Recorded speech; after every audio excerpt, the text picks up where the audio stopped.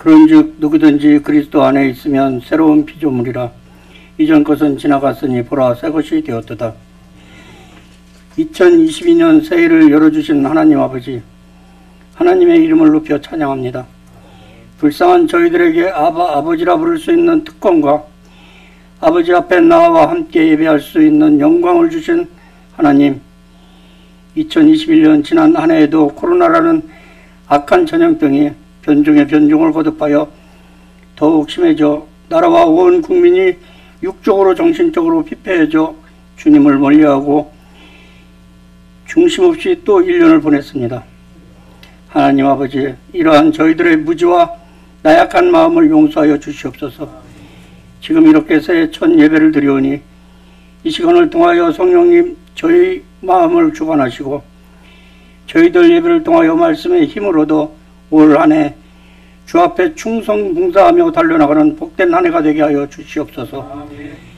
은혜가 많으신 하나님 아버지, 교회와 성도들이 모범이 되어 악한 병마를 위해 기도하고 지혜를 모아 실천하여 세상 믿지 않는 이들에게 모범이 되어 하나님을 믿는 사람들과 교회는 특별하다는 칭송을 받는 광명 창성교회 교인들이 다 되게 하여 주시옵소서.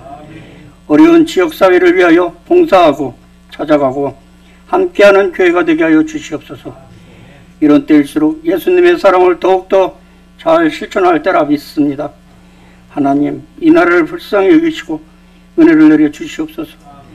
온 나라 경제가 도탄에 빠져 있는데 정치인들은 서로가 비방하게 바쁘고 국민들을 위한 정치는 없는 듯합니다.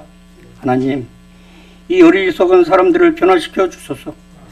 하나님을 알게 하시고 성령님이 주시는 음성에 귀 기울일 수 있는 모두가 되게 하여 주시옵소서. 말씀과 찬양이 울려 퍼지는 복된 나라가 되게 하여 주시옵소서. 새해에는 북녘 땅에도 마음 편히 복음이 전해질 수 있는 날이 될 수 있도록 허락하여 주시옵소서. 이 시간 저희들이 어두워진 영의 눈을 뜨게 하시어 진정과 신령한 마음으로 하나님 앞에 서기 원합니다. 세상의 즐거움을 쫓기보다는 주님 한 분만 바라보며 믿음 안에서 기쁨과 평강이 넘치는 한 해 되게 하여 주시옵소서. 승리하게 하여 주시옵소서. 또한 이 환난의 삶 속에 소망을 잃은 많은 백성들이 있습니다. 육체의 질병으로 고생하는 이에게는 치료의 역사가, 소망을 잃은 이들에게는 위로와 회복의 역사가 있게 하여 주시옵소서. 어린아이부터 성인에 이르기까지 소망이 넘치는 복된 한 해가 되게 하여 주시옵소서. 주님이 친히 세우신 광명 창성교회가 고난 가운데서도 주님의 뜻을 이루는 교회가 되게 하여 주시고 항상 깨어 기도하고 연합하여 이 지역에 죽어가는 수많은 영혼을 구원의 길로 인도할 수 있는 역할을 잘 감당하게 하여 주시옵소서. 이번 진행되고 있는 마라나타 특별 세례교들을 통하여 버리고 취할 것들을 분별할 능력을 주시옵소서. 은혜로 축복으로 한 해를 잘 시작할 수 있도록 하여 주시옵소서. 또한 매일매일 가고 싶고 하나님과 동행하며 육체와 영이 회복되고 고대 사역에 힘쓰는 복되고 복된 광명 창성교회가 되게 하여 주시옵소서. 이 시간 주님의 말씀을 들고 단위에 서시는 강동조 담임 목사님을 기억하시고 선포하시는 말씀에 신령한 능력과 신령한 권세 있게 하여 주셔서 듣는 모두에게 은혜가 넘치게 하셔 주시옵소서. 하나님의 영적인 비밀을 깨달아 알므로 우리 모두 변화되게 하여 주시옵소서. 교회 곳곳에서 알게 모르게 묵묵히 헌신한 손길들을 기억하시고 축복하여 주시옵소서. 저희들 모두 온 마음과 뜻과 힘을 다해 예배가 되게 하여 주시옵고 저희들의 찬양을 기쁘게 받아 주시옵소서. 올 한 해 저희 모두에게 신령한 성령과 성령의 간섭하심과 기름 부으심이 넘치게 부으실 줄 믿고 감사하며 우리 주 예수 그리스도의 이름으로 기도드리옵나이다. 아멘. 오늘은 본문의 말씀 통해서 첫 번째 마음 돌판이라는 제목으로 함께 은혜 나누고자 합니다. 2022년이 밝았습니다. 새해를 가장 먼저 맞이하는 것은 우리 송구 영신 예배를 드리는 성도님들일 것입니다. 그런데 우리 성도님들보다도 더 빨리 새해를 맞이하는 것이 있습니다. 바로 달력입니다. 달력은 해가 바뀌기 전부터 바쁘게 인쇄가 됩니다. 내년도 달력 다 걸어 두셨습니까? 아니, 올해죠. 올해 달력 다 걸어 두셨습니까? 달력의 매력은 뭐니 해도 빨간 날이 얼마나 되나 찾아보는 데 있지 않습니까? 찾아보셨습니까? 올해 빨간 날이 주일 포함해 가지고 118일입니다. 118일입니다.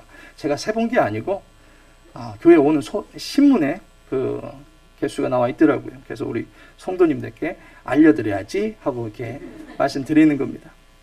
우리 교회도 지난 10월 말에 일찌감치 2022년도 달력을 나눠드렸습니다. 혹 더 필요하신 분은 잠옷실에 있으니까 가져가시기를 바라겠습니다. 우리 교회 달력 첫 장을 보셨을 겁니다.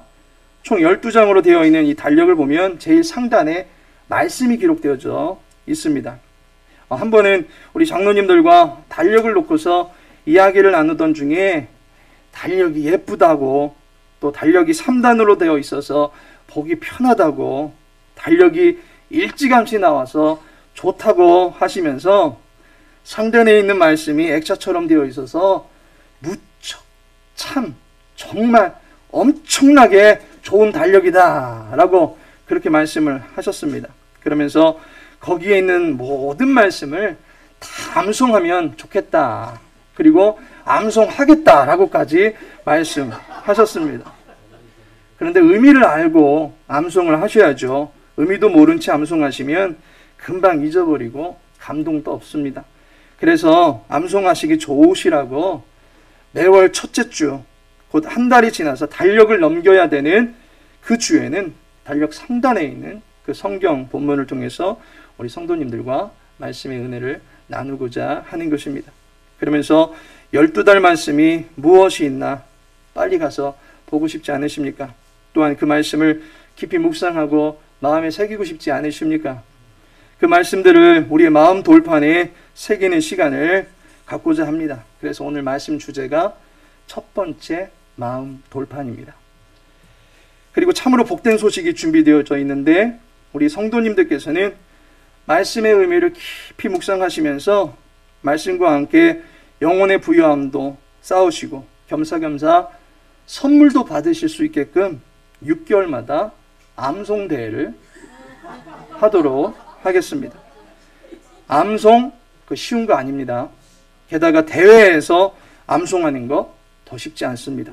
따라서 큰 용기 내시고 열심히 암송하실 수 있는 성도님들에게는 대예배 시간을 통해서 거대한 시상식을 갖도록 하겠습니다. 말씀으로 영혼을 살찌우고 암송 잘해서 살이 되고 피가 되는 선물도 많이 가져가실 수 있게 되기를 예수님의 이름으로 축복합니다.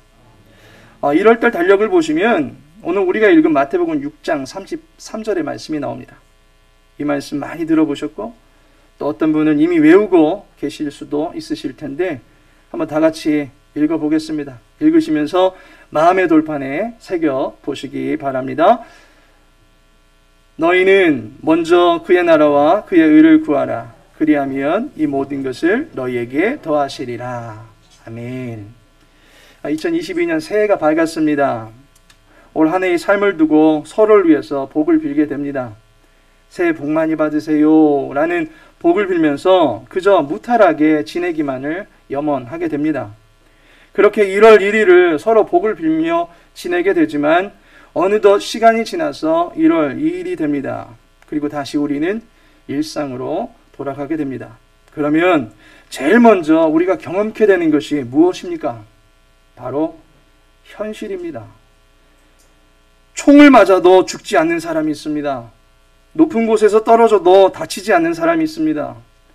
먹지 않아도 배고프지 않은 사람이 있고 악어에게 물려도 결코 상처가 생기지 않는 사람이 있습니다. 그 사람이 누구입니까? 바로 꿈속의 나입니다. 꿈속의 나는 절대 죽지 않습니다. 다치지 않습니다. 그런데 현실 속의 나는 어떠합니까? 다칠까 염려합니다. 빼앗길까봐 염려합니다. 잃어버릴까봐 염려합니다. 해를 입을까봐, 손해를 볼까봐, 큰일이 날까봐, 사고가 날까봐 늘 염려합니다. 심지어 죽음의 단두대 아래 목만 넣어둔 사람처럼 죽음의 공포 때문에 옴짝달싹 못하는 사람도 있습니다. 현실에 맞닥뜨린 우리들로서는 염려와 근심의 문제들이 제일 먼저 정초에 기분 좋던 우리의 기쁨을 사라지게 만드는 첫 손님으로 찾아오게 됩니다. 그 손님이 좀처럼 가시지 않고 사랑방에 머물다가 안방까지 쳐들어와 버립니다. 우리의 마음이 편치 못한 순간이 찾아오는 것입니다.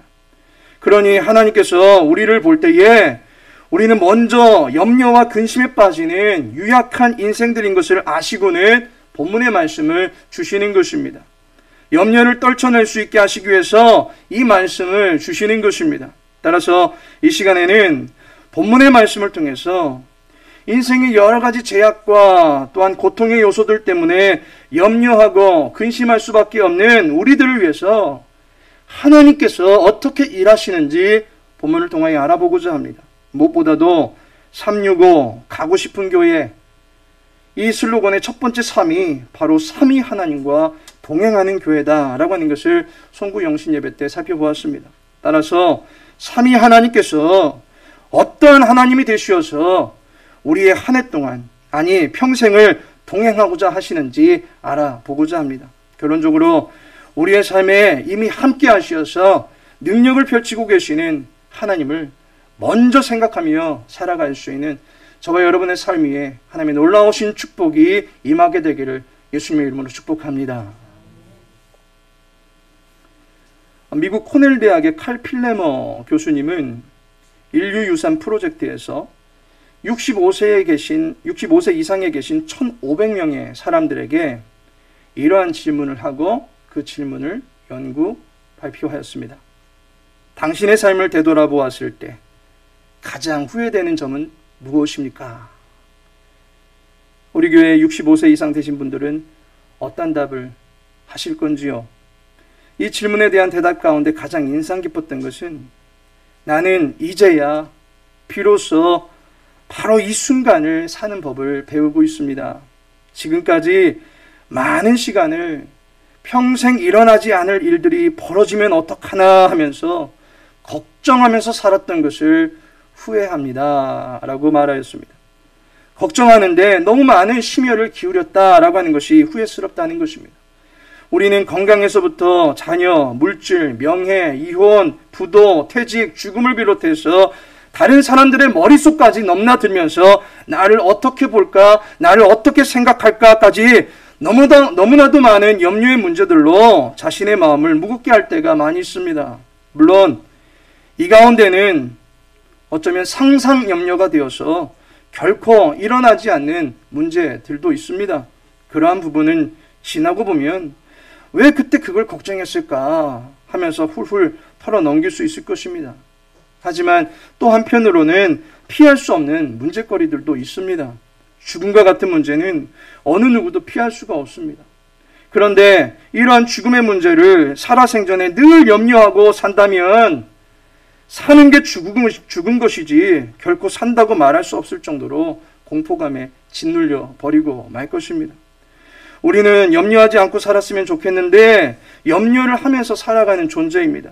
그래서 교회에서 염려하지 말라라는 말씀을 전해드리면 그건 절대 높은 경지의 수준을 가르쳐주고 있는 성경이니까, 또는 목사님이니까, 또는 나만한 어려움 당해보지 않았으니까 그렇게 말씀하실 수 있는 겁니다 라는 반응을 보이곤 합니다. 염려를 어떻게 안 합니까? 염려를 할 수밖에 없습니다 라고 하는 현실적인 고충을 토로하곤 합니다. 그래서 우리는 염려하는 존재다 라고 하는 것을 지금 말씀드리는 것입니다. 그리고 이 부분을 하나님께서 너무나도 잘 알고 계신다는 것입니다. 본문이 자리하고 있는 앞에 31절을 보시면 그러므로 염려하여 이르기를 무엇을 먹을까, 무엇을 마실까, 무엇을 입을까 하지 말라라고 하시면서 믿음이 작아서 염려하고 있는 우리들을 향해서 주님께서 말씀하시더니만 본문이 끝이 나는 34절을 보면 이러한 말씀으로 결론을 내주십니다. 그러므로 내일 일을 위하여 염려하지 말라. 내일 일은 내일이 염려할 것이요 한날의 괴로움은 그날로 족하니라 라고 말씀하고 있습니다. 주님은 우리가 염려하는 것을 도리어 우려하시면서 우리에게 본문의 말씀을 주고 계십니다. 먼저는 염려가 아니고 구하는 것이다 라고 말씀하고 있습니다. 먼저는 자신의 한계에 부딪혀서 한숨 쉬고 있을 것이 아니라 하나님의 긍휼을 먼저 구하라는 것입니다. 먼저 해야 할 것을 먼저 하라고 가르쳐 주고 있습니다. 염려가 먼저가 아니라 먼저는 하나님의 나라와 의를 구하는 것이다 라고 가르쳐 주고 있습니다. 그리할 때에 하나님께서 모든 것을 더하여 주실 것이다 라는 격려와 위로의 말씀을 우리들에게 주고 계시는 것입니다. 그렇다면 우리가 먼저 염려하기보다 먼저 하나님을 구할 때 하나님은 어떤 모습으로 우리의 염려의 문제를 다루시게 되는 것입니까? 우리와 함께 하시는 하나님의 여러 가지 모습들을 본문을 통해서 알아봅니다. 첫째로 통치자로 우리와 함께 하십니다. 본문은 말하기를 너희는 먼저 그의 나라와 그의 의를 구하라 라고 말씀하고 있습니다. 개혁파 정통주의 신학자들은 하나님의 나라라고 하는 것에 대해서 세 가지로 나누어 설명합니다. 첫 번째가 자연의 나라입니다. 시편 19편 1절에 보니까 하늘이 하나님의 영광을 선포하고 궁창이 그의 손으로 하신 일을 나타내는도다. 자연 만물이 창조주 하나님의 그 일하심을 나타낸다라고 말하고 있습니다. 두 번째로 은혜의 나라입니다. 하나님께서 말씀과 성례, 곧 은혜의 방편이다라고 여겨지는 것을 통해서 우리를 다스리신다라고 하는 것입니다. 마지막으로 영광의 나라입니다. 이것은 구속받은 성도들이 마지막 때에 하나님을 대면하게 되면서 영원히 누리게 되는 은총을 천국에서 맛보게 된다라고 하는 것을 말하는 것입니다. 이 모든 것을 통해서 볼 때 하나님의 나라라고 하는 것은 무엇입니까? 자연을 다스리시고 은혜로 다스리시고 영원히 다스리시는 하나님의 통치를 말하는 것입니다. 현실 세계에 맞닥뜨린 우리가 여러 가지 염려거리들이 찾아올 때에 가장 먼저 해야 될 것이 무엇입니까? 일을 어떻게 하나? 누구를 찾아가야 되나? 얼마가 들려나? 생각하고 염려하는 것이 먼저가 아니라 하나님을 찾는 것이 먼저다라는 사실입니다. 기도한다고 해서 문제가 해결되냐며 기도를 소홀히 여기고 백방으로 뛰어다니려 하면은 일은 점점 미궁으로 빠져들 수밖에 없습니다. 그렇다고 움직이지는 않고 기도만 하는 것도 문제입니다. 그런데 또 다른 한 가지 매우 위험한 것이 있는데 그것은 기도할 생각 자체를 하지 않고 행동부터 먼저 하는 것, 그것은 더 큰 문제를 야기합니다. 왜냐하면 하나님의 통치를 깡그리 거부하고 자기의 힘과 자원과 지혜로 염려의 문제들을 타개하려고 하는 교만으로까지 이어질 수 있기 때문입니다. 따라서 우리는 우리의 모든 현실 속 일을 두고서 먼저는 하나님의 통치를 구하는 자세를 취해야 하는 것입니다. 세계적인 숙박 체인인 홀리데이 호텔의 윌슨 회장은 젊은 시절에 자신이 그토록 못 바쳐서 헌신했던 일터에서 하루아침에 해고 통지를 받게 됩니다. 당장 딸린 식구들도 있었던 그로서는 회사의 해고 명령에 매우 부당하게 느꼈고 분노까지 일어났습니다. 그래서 보복을 하고 자살을 할까? 라는 생각도 수차례 갖게 됩니다. 남은 가족에게 너무 큰 상처를 주고 떠나가는 이기적인 자신의 그런 마음을 보면서 마음을 쥐어뜯으면서 아내 앞에 가서 울게 됩니다. 이때 아내가 윌슨에게 말해줍니다. 당신과 내가 해보지 않은 한 가지 일이 있습니다. 이 문제를 놓고서 하나님께 기도해 본 적이 없었습니다. 아내의 말을 듣고 윌슨은 하나님께 기도합니다. 그러자 놀라운 일이 벌어집니다. 그간에 성실하게 일해왔던 그의 수고에 하나님께서는 아이디어를 더해 주셔서 문제를 해결해 나가실 수 있는 길을 열어주셨던 것입니다. 그로 말미암아 세계적인 숙박체인 홀리데이 인 호텔을 경영할 수 있게 되었다라는 일화가 있습니다. 먼저 하나님의 통치를 구하시기 바랍니다. 하나님이 우리를 통치하시면 염려의 거대한 덩어리를 하나님께서 밟아 부서뜨려 주실 줄로 믿습니다. 두 번째로는 합력자로 함께 하신다라는 사실입니다. 본문은 말하기를 그리하면 이라고 말씀하고 있습니다. 그리하면, 그렇게 하면 이라고 하는 이 단서가 우리에게 주어진다면 하늘이 무너져도 솟아날 구멍이 있다라는 희망의 기회가 생긴 것입니다. 앞서서 하나님께서 우리의 통치자가 되신다라고 말씀드렸습니다. 하나님께서는 우리의 앉고 일어섬을 감찰하시고 우리의 모든 생각들을 헤아리실 수 있는 분이십니다. 그리하여 우리가 구하지 않아도, 우리가 말하지 않아도 선한 능력으로 통치하시는 분이십니다.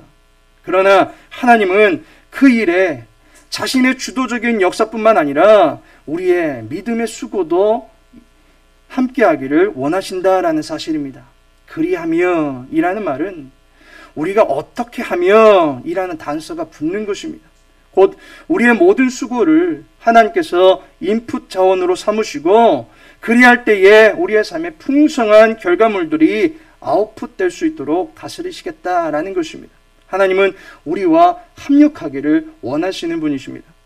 아이들은 가만히 있어도 부모님께서 모든 필요를 다 알아서 공급해주고 다 해결해 주십니다. 그러나 어느 정도 장성하게 되면 부모님과 상의는 할 수 있을런지는 몰라도 이제 자기의 갈 길에 대한 책임 있는 자세를 가지고 인생을 꾸려 나가야 할 것입니다. 그리하면 그 인생에 대한 분명한 결과들을 보게 되는 것입니다. 마찬가지로 하나님께서 우리를 통치하십니다. 그것을 믿고 우리는 우리에게 마땅히 주어진 순종의 의무를 이루어 가야 하는 것입니다. 먼저 우리의 해야 할 도리를 하나님 앞에서 충실히 감당해 나가면 하나님은 그 모든 수고들을 못자리로 삼아서 풍성한 수확을 얻으실 수 있도록 함께 일해 주신다라는 사실입니다. 하나님은 우리와 합력하여 인생의 문제들을 해결해 나가셔서 우리가 수고한 모든 것에 대한 보람을 얻을 수 있도록 도와주시는 분이십니다. 나에게 명하여 무리로 오라 하소서. 베드로가 주님의 말씀으로 나를 통치해달라고 간청합니다. 그랬더니 주님께서 오라라고 말씀합니다. 그러면 어떻게 하면 됩니까? 물 밖으로 우리의 발걸음을 내디딜 수 있어야 하는 것입니다.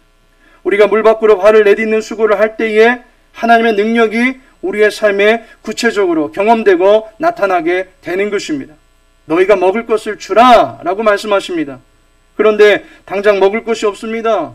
그런데 주님은 무리를 잔디 위에 앉히십니다. 먹을 준비를 하게 하십니다. 그랬더니 그들을 먹이고도 남을 양식이 부어지는 것을 보게 됩니다. 하나님은 우리의 수고를 요청하십니다. 우리와 합력해 나가기를 원하시는 것입니다.